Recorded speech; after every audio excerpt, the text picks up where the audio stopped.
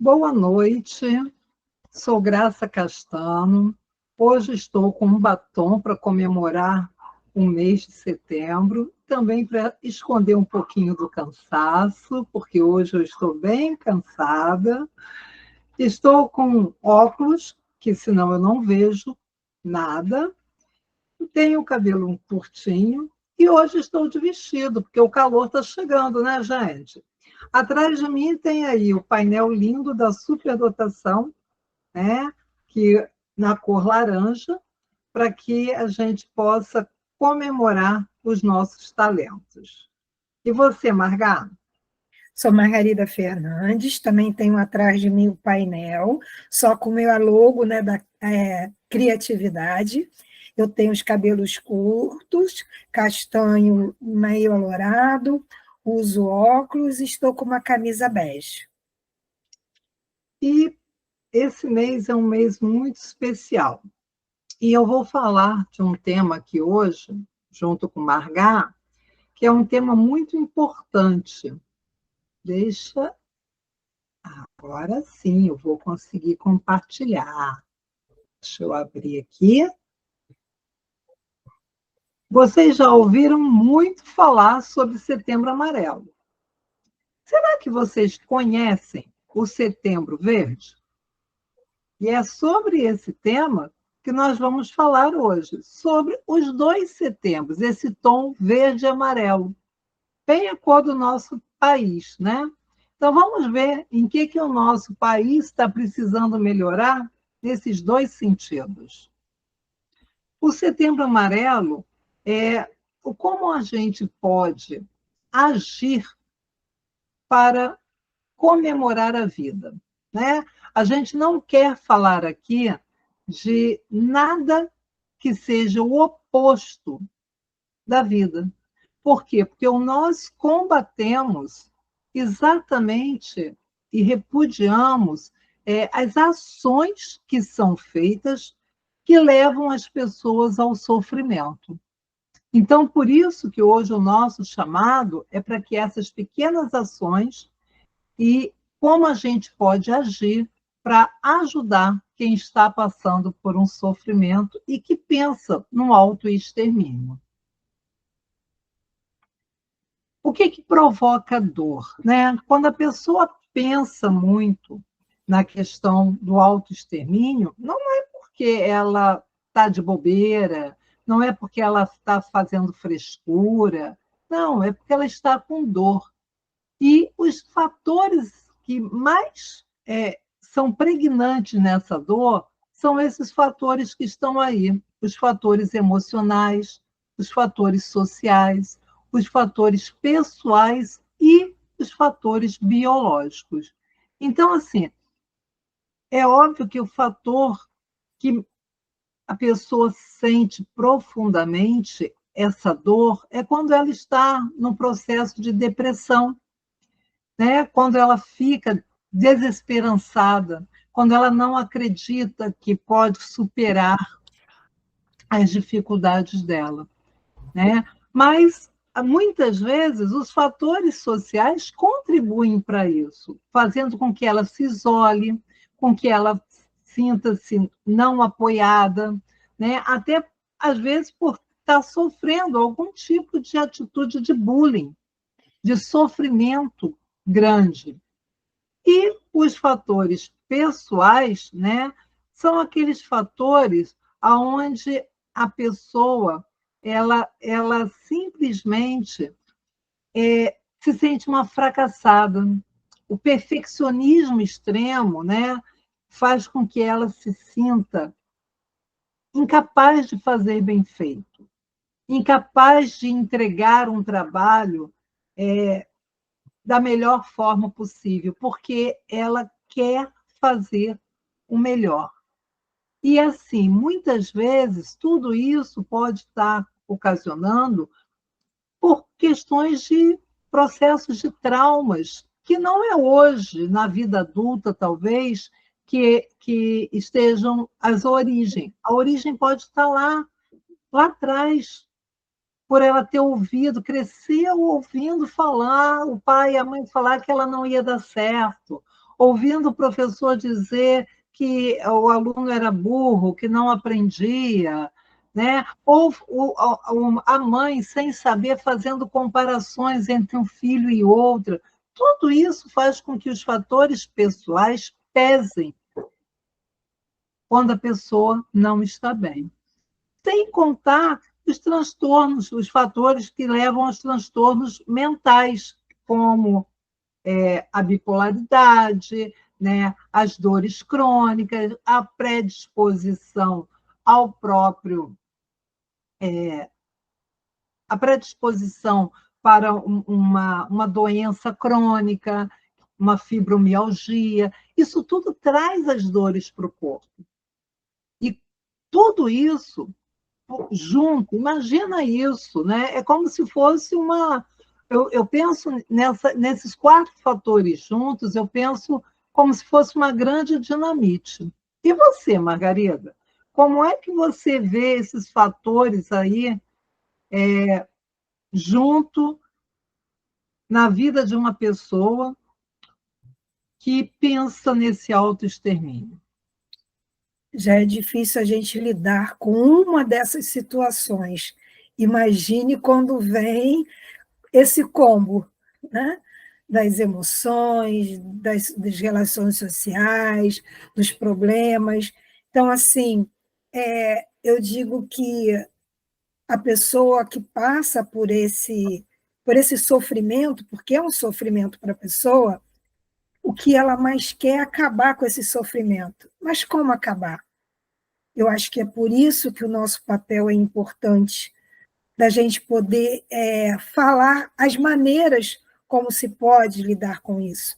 Porque, a princípio, quando as pessoas não conhecem as suas emoções, como é que ela vai lidar com elas? Se ela não sabe definir o que ela sente, se ela pega toda a carga das relações sociais achando que tudo é para ela, tudo acontece com ela, né? Então, isso tudo vai fazendo com que a pessoa fique cada vez mais depressiva e querendo que essa dor acabe. Então, aqui, ter um espaço onde que a gente possa falar sobre isso, por isso que é importante o Setembro Amarelo, o Setembro Verde. Não é que a gente vai esquecer isso nas outras meses do ano, mas é para nesse mês a gente poder reforçar, para que mais pessoas sejam, se diz, capacitadas a entender e melhorar, tanto para si como para os outros. Pois é, e assim, não é necessário realmente, gente, que tudo isso aconteça junto. Mas, geralmente, quando a gente é muito julgado na infância, a gente cria atitudes de querer ser sempre o melhor, a gente cria atitudes de querer fazer certo para a gente poder ser valorizado, porque é natural que a gente queira ser valorizado. E quando a gente não ouve um reconhecimento, isso vai trazendo angústia, vai trazendo sentimento de fracasso, vai trazendo sentimento de não estar presente, às vezes até mesmo ao ciclo familiar. Então, assim, às vezes começa com um único fator, mas as consequências vão aumentando e, às vezes, as coisas vão se englobando. E aí chega um momento que a pessoa não aguenta, vira dinamite. E, por isso, muitas vezes, a pessoa pensa no seu autoextermínio. Mas nós estamos aqui para falar exatamente do quais são os sinais de alerta. Quando que a gente pode começar a olhar para as pessoas e ver que, assim, nossa, ela está diferente, ela tá mudando, ela agora está mudando de comportamento, agora ela está explodindo por tudo, agora ela está mais irritada. E aí, às vezes, assim, esse pode ser o início de um comportamento que a gente possa já estar acolhendo, não precisa de esperar ficar grave, né? Não precisa de esperar a pessoa se isolar, ficar sozinha, não querer mais sair, não ter mais prazer de fazer as coisas que antes fazia e que gostava. né? Então, são pequenos sinais que a gente tem que estar de alerta. Por quê? Porque esses são os sinais que podem salvar vidas, né? Aquelas frases que às vezes a gente usa, eu quero desistir, isso não dá mais certo, não, a vida não faz mais sentido, né? Ou pessoas que começam, assim, de uma hora para outra, a separar as coisas, de começar a doar, né? Eu estou doando, mas eu não estou doando o que não serve para mim.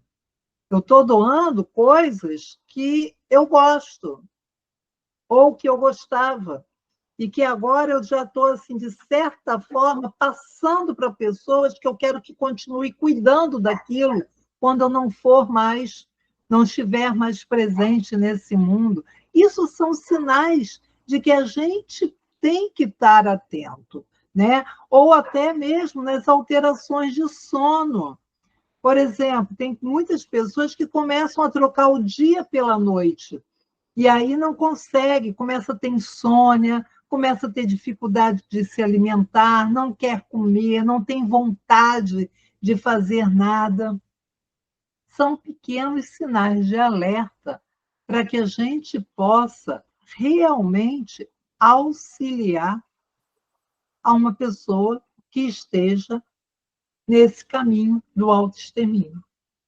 E às vezes a gente fica assim com muito cheio de dedos, né? Nem as redes sociais gostam muito quando a gente coloca uma descrição nas redes sociais falando sobre o Setembro Amarelo, como se isso fosse algo que fosse impulsionar a pessoa a fazer.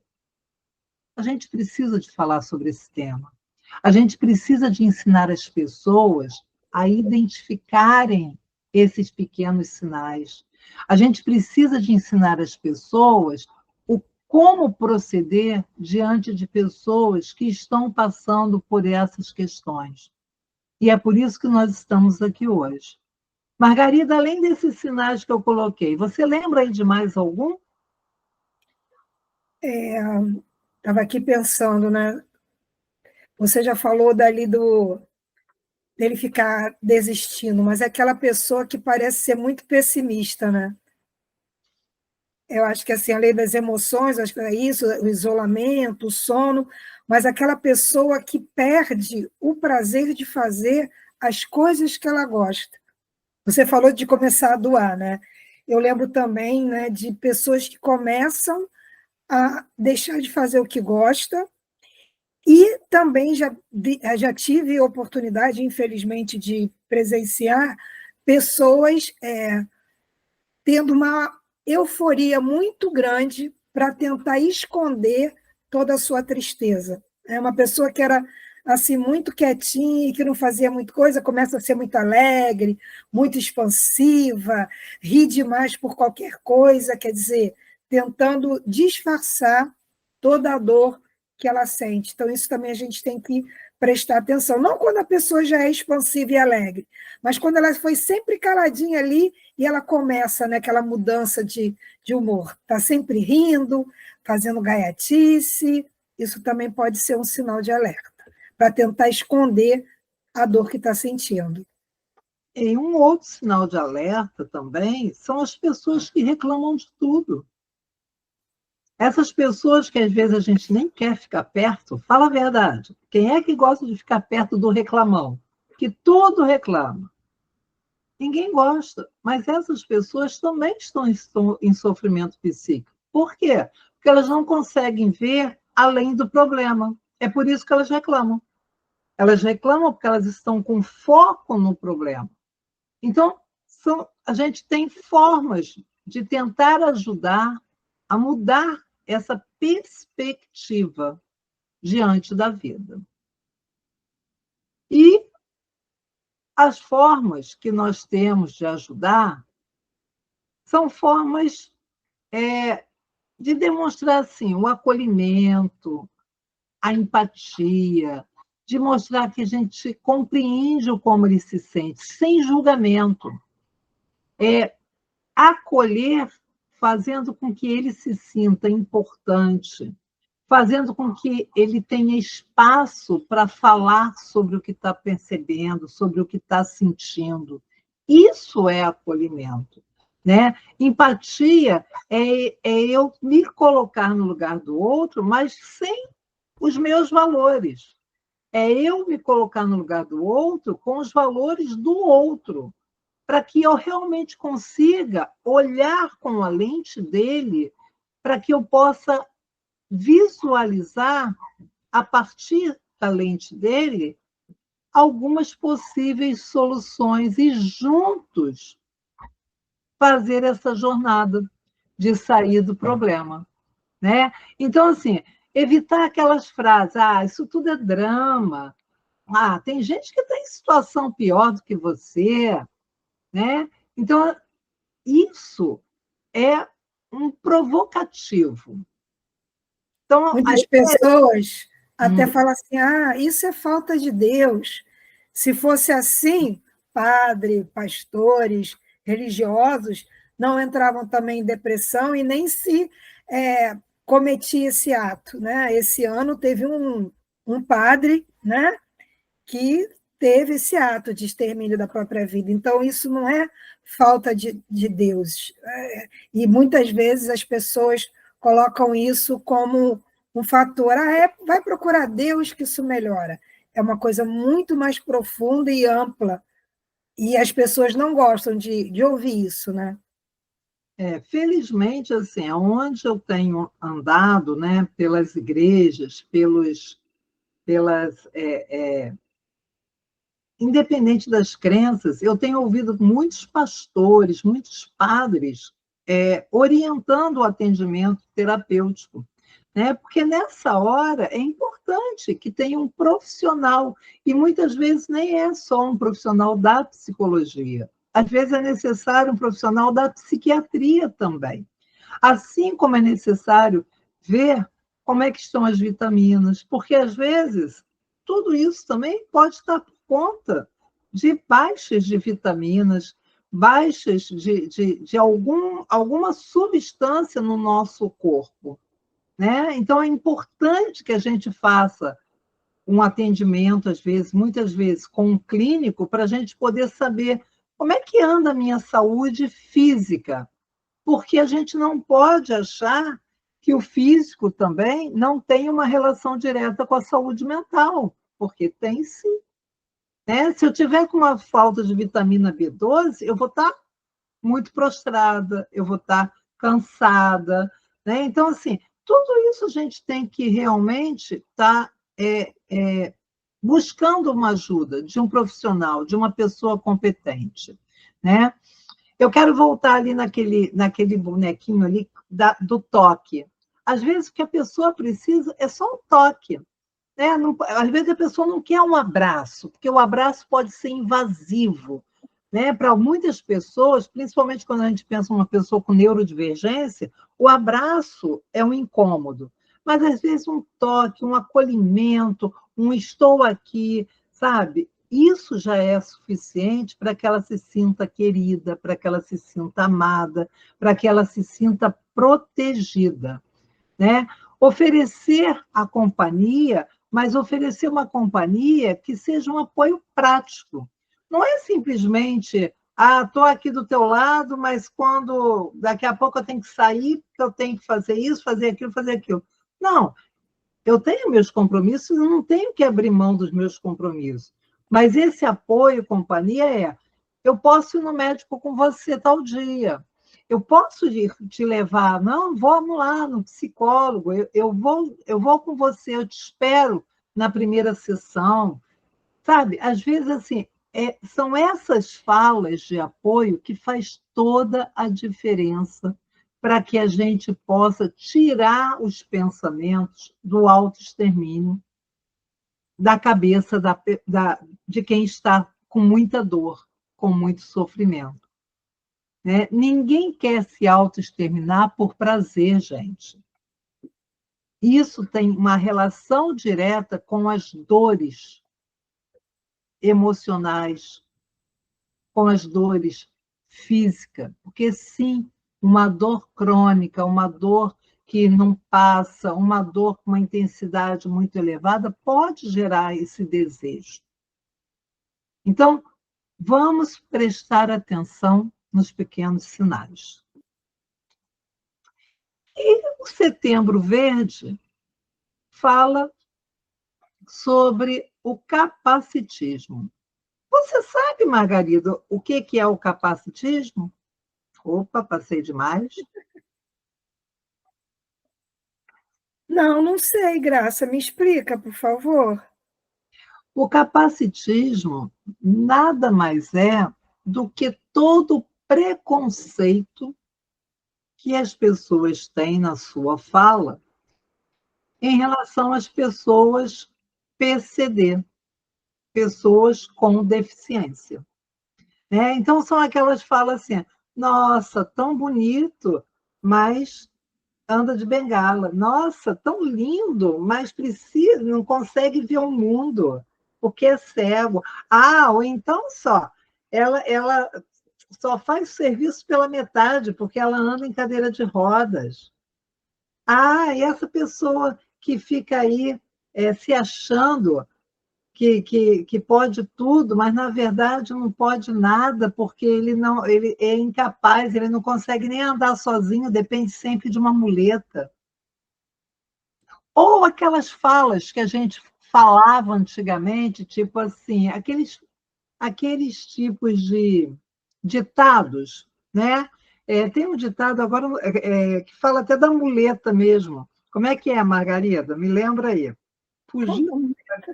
Estava lembrando dele, fui falar outra coisa, esqueci. Desculpa de cego é não ter muleta. Não, desculpa de cego é a bengala. É bengala, isso. Então, olha só, isso é capacitismo. Isso é a gente falar da pessoa de forma como se essa pessoa não tivesse valor, não tivesse talento, não tivesse possibilidades de vida. E pior ainda, e quando se fala da pessoa, mas se fala assim, infantilizando. Ah, mas ele é tão bonitinho. Eu trabalhei num lugar, né, com pessoas deficientes adultas. E muitas vezes a gente ouvia isso, né? Tinha até uma idosa lá, muito gente boa, e às vezes as pessoas vinham fazer visita, e falavam, ai, mas ela é tão bonitinha, tão gostosinha. Aí ficava tratando ela como se ela fosse uma criança e não uma senhora.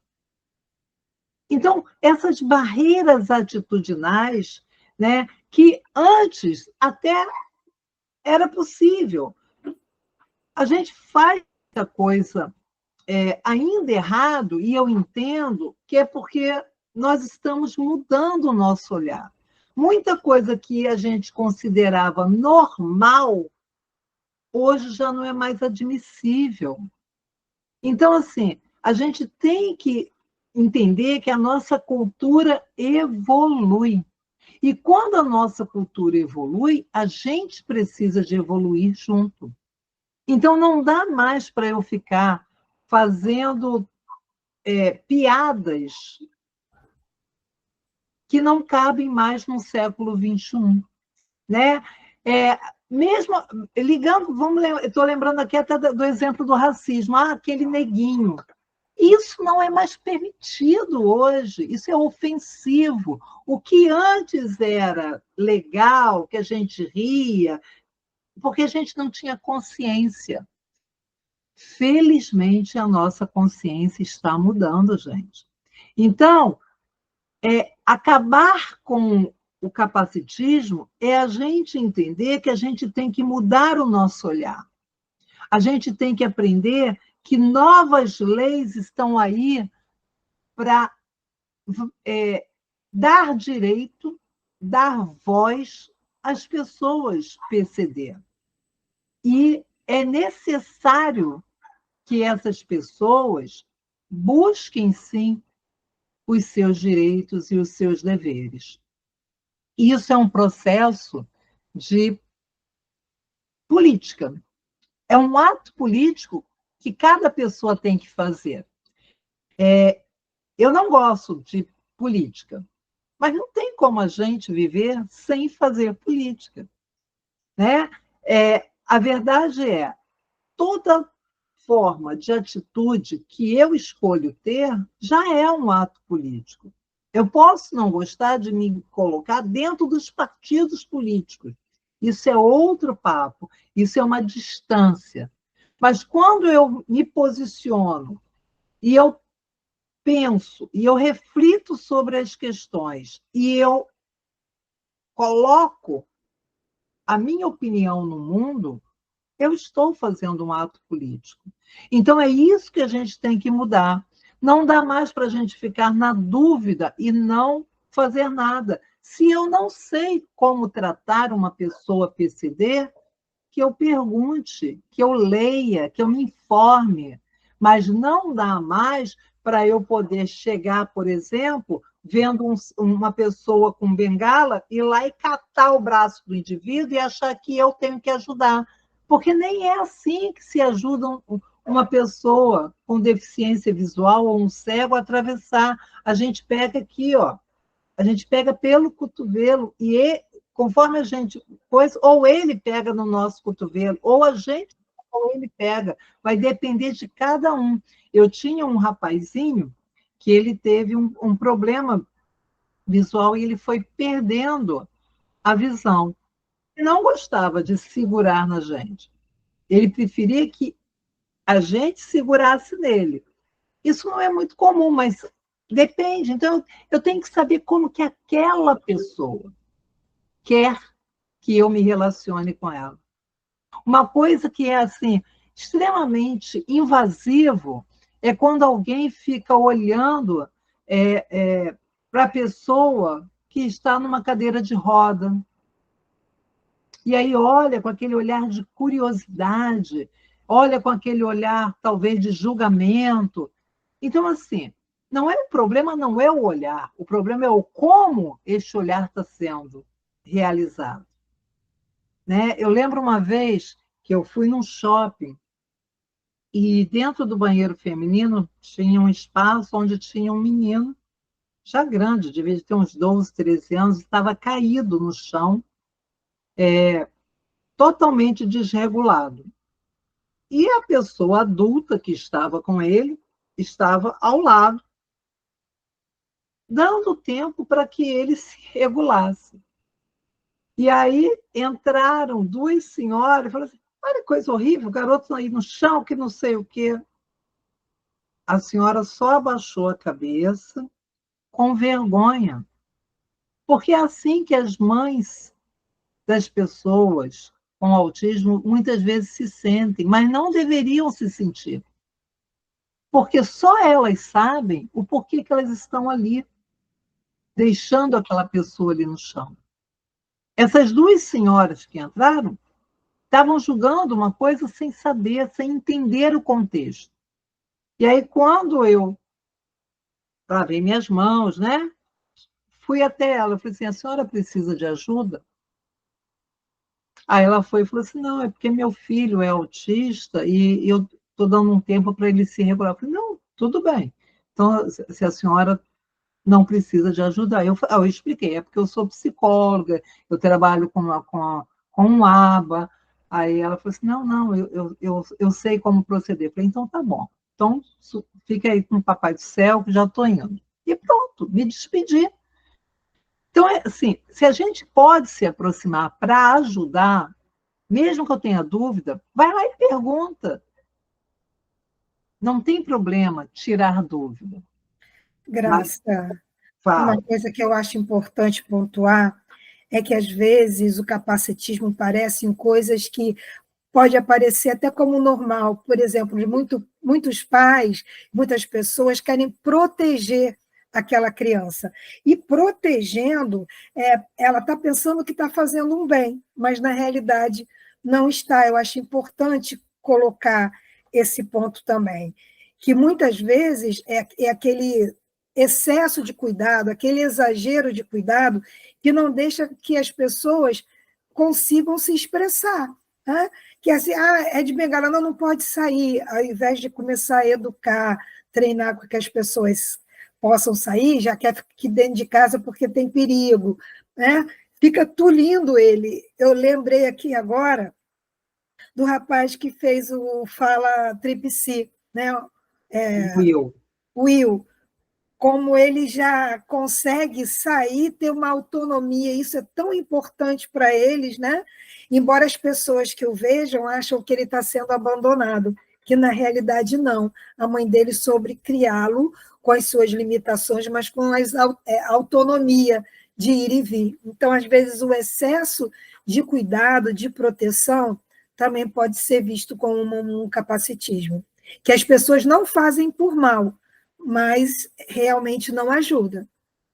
Sim, isso é uma grande verdade. Esse rapaz mesmo que eu citei, que foi perdendo a visão, ele era levado ao centro sempre pelo pai e pela mãe, e a família, né? E assim, nós tivemos que fazer um trabalho com a família para que eles aceitassem o uso da bengala, porque eles tinham tanto medo de como seria, que eles queriam proteger tanto e não conseguiam, né? Ver o quanto que a bengala daria uma autonomia, faria com que ele se sentisse mais seguro, faria com que ele pudesse se tornar uma pessoa normal, que pudesse ir e vir, estudar, trabalhar. E hoje, assim, eu tenho um grande orgulho de dizer que ele é psicólogo, esse menino. Né? Então, assim, eu tenho muito orgulho de dizer que nós conseguimos trabalhar com essa família, né? E eu sei o quanto que para essa família foi dolorosa e o quanto que para qualquer família é difícil. A gente não está minimizando a dor, mas mesmo diante da dor, a gente precisa de preparar a pessoa com qualquer tipo de deficiência ou com qualquer transtorno mental para viver uma vida de qualidade, porque é isso que todos nós merecemos. Né? E eles, como o Will mesmo diz, eu sou uma pessoa normal. Aliás, fica a dica aí. Esse Fala Tripsi foi ao ar e está lá no nosso canal. Quem ainda não viu o Will Rodrigues, que é um autor, vai lá no nosso Fala Tripsi, dá uma olhadinha, porque ele e essa família merecem aplausos. Opa!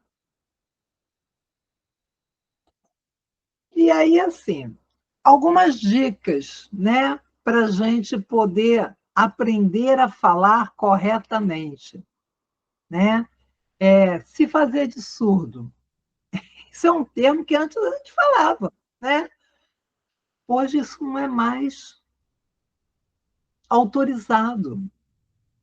Então, às vezes, assim, às vezes a gente se pega falando, sim, a gente se pega, eu também erro. Mas o importante é, quando eu erro, eu imediatamente me corrijo.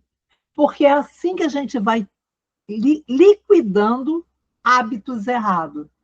E os hábitos de falar coisa errada é porque a gente simplesmente não está atento.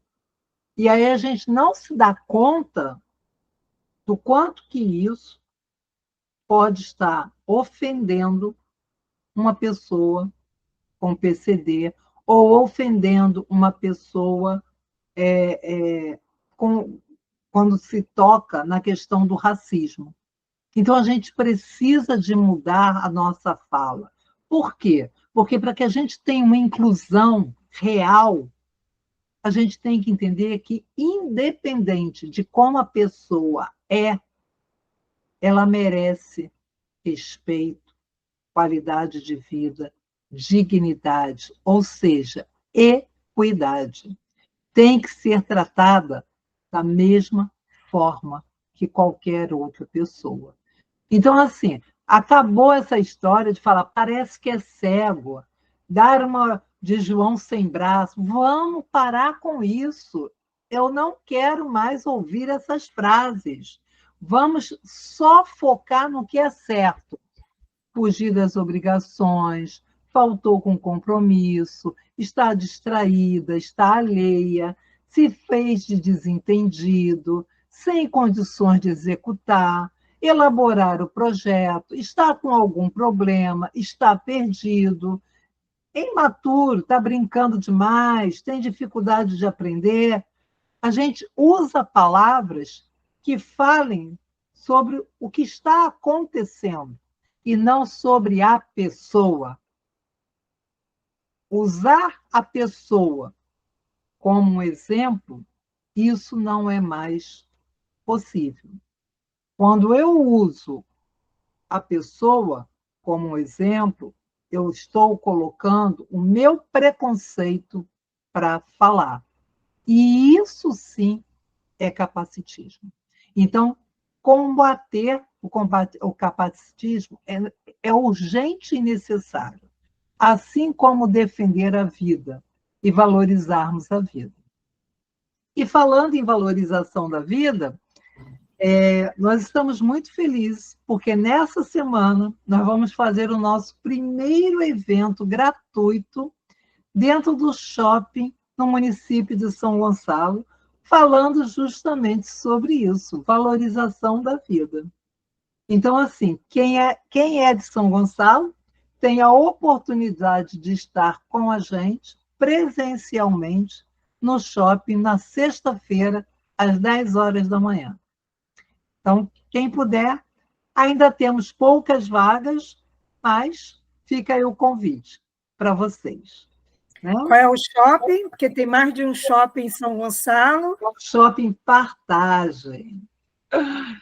Então, assim, vou pedir mais uma vez para vocês ajudarem o Instituto, deixando um like, compartilhando o vídeo, para que a gente possa cada vez mais alcançar mais pessoas. Esse é o nosso objetivo, compartilhar para que a gente possa cada vez mais ajudar pessoas o mais longe possível, porque é isso que a internet nos dá, né? A gente pode alcançar pessoas lá no interior de qualquer estado. Tá bom? Muito obrigada. Até quinta-feira. Boa noite e até a próxima quinta.